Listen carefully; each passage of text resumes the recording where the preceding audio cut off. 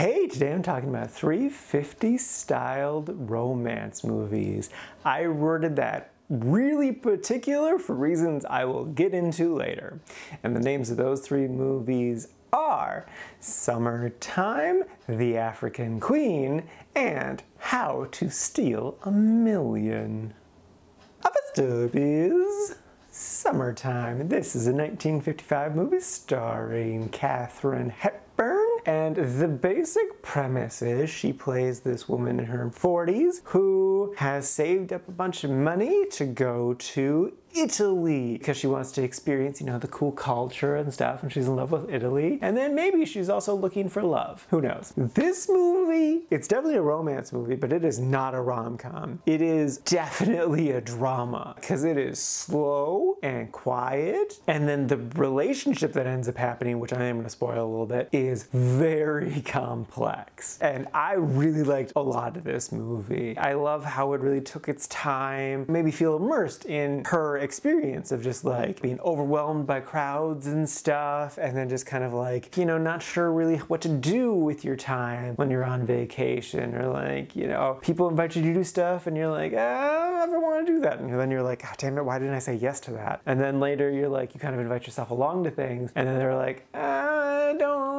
I mean, if you really want to, I guess you can come, but maybe don't come. That type of thing, and it's just like super awkward. I really vibed with all that. I also really loved, there's this like little, I don't know, like 10-year-old boy who's just homeless or something, and him and Katharine just like super connect, and I just love the like the silliness and the wholesomeness of the relationship. Because like, yeah, he's always trying to like peddle stuff, but like he's genuine, wants to help her. He's not gonna just like steal from her. He's, you know, if I'm good to her, she'll be good to me. That type of thing. It was a good vibe. The two things that brought this movie down a bit for me were, so like I said, I loved the slowness in the first half, but I wanted it to kind of pick up a bit in the second half. That it just kind of continued at roughly the same pace. I just needed my drama just a little bit quicker. But then the other thing probably hurt it a bit more. So her relationship with the man, a merchant, is very complex in that he is still married and she's not a fan of that. For obvious reasons, just want to be an adulterer. And it seemed like nothing happened in between her rejecting him and her accepting him. It just kind of felt like he just stood there, in a sense. I mean, not literally, but figuratively. And she's like, no, this is weird. Okay. And that was it. I needed a little something more in between. There's potential that I just missed some subtleties there, but I don't know. It was definitely good, and I would still definitely recommend it. It's a good, solid romance with some good, solid sad parts and some good, solid cute parts. It works. So if you want a romance movie that's not a comedy, worth checking out. The next dub is The African Queen. This is a 1951 movie, again starring Katharine Hepburn and Humphrey Bogart. And this movie's interesting. So the basic premise is this was the inspiration for the ride The Jungle Cruise. So if you've seen the movie The Jungle Cruise, first off, I'm sorry, but you kind of know the general idea of this movie. It takes place in Africa, and Katharine Hepburn plays this missionary, and some stuff goes bad, and she ends up on this rickety old steamboat named The African Queen with Humphrey Bogart, and they go on a little adventure together. And then maybe love is in the air. What? And yeah, well, watching the movie, it just wasn't working for me. And I'm like, okay, let's break it down. What's not working for me? So I was like, well, okay, Katharine Hepburn's great. She's cute, she's charming, she's funny. Yeah, okay, so it's not her. Humphrey Bogart, he's cute, he's funny, he's charming. It's not bad. Okay. Is the chemistry together? No, they're like working great together. Is it the plot? No, the plot's interesting. The location's cool. They're actually on location. That's really neat. They're letting the characters be really dirty. I like that a lot. Yeah, no, just like every single little piece of the movie I really liked. But then putting the whole thing together just didn't connect to me for whatever reason. I'm just like, the sum of its parts, not better than all of the individual parts, I guess, or however that saying works. I don't know why I didn't connect to it. Because like, again, looking at the individual sections of the movie is good, but as a whole,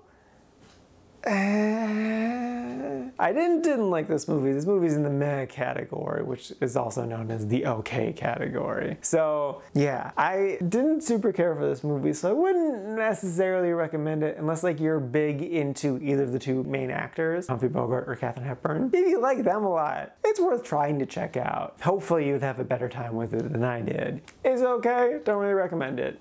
And lastly is How to Steal a Million. This is a 1966 movie starring Audrey Hepburn, no relation, and Peter O'Toole. This obviously is a 60s movie, but it definitely feels, at least to me, like it's more of a 50s movie. The basic premise is Audrey's father is a scam artist who makes fake paintings, and due to some shenanigans, she has to team up with Peter O'Toole to steal back one of those fake art things. It's a statue, not a painting, but he makes both. And hijinks ensue. This movie was interesting because I didn't super care for Audrey Hepburn in it. I didn't find her that funny or that charming. I mean, she was still charming, but I really just didn't connect to her funniness. And then like, what's even more crazy to me is that Peter O'Toole was way more beautiful than she was in this movie. Like, his piercing blue eyes just like stole my soul. I'm like, what are you doing, man? Stop it. Stop it. And he was just like overflowing with charisma. But then like Audrey was sort of doing her own thing, which was kind of cute. And then he was doing this bigger thing, and just like his energy was trying to like, you know, bounce off of her and come back to him and do that sort of thing. But she was just almost like a black hole where it would just like, he would do something and it would just kind of die on her, and that was just kind of the end of it. So that was really weird because like she does have good chemistry with other actors. So like that was so strange for me. And I really didn't find the movie that funny or amusing. It was okay. It was fine. It just really didn't work for me. And I think it's just because the chemistry between the two leads just didn't quite work. And it makes no sense that Peter O'Toole was more beautiful than Audrey Hepburn, because it's Audrey frickin' Hepburn, man.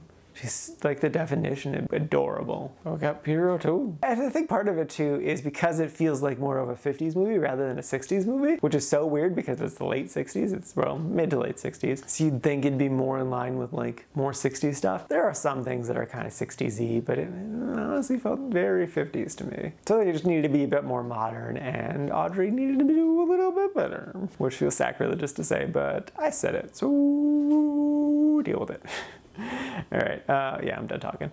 Alrighty, now for today's rankings. First up, we got Summertime, sitting at number 86 in the Quite Like section. And then after that is The African Queen, sitting at number 170 in the Meh category. And then bringing up the rear is How to Steal a Million, right behind at number 173, also in the Meh category. And this is out of a total of 219 old movies so far this year.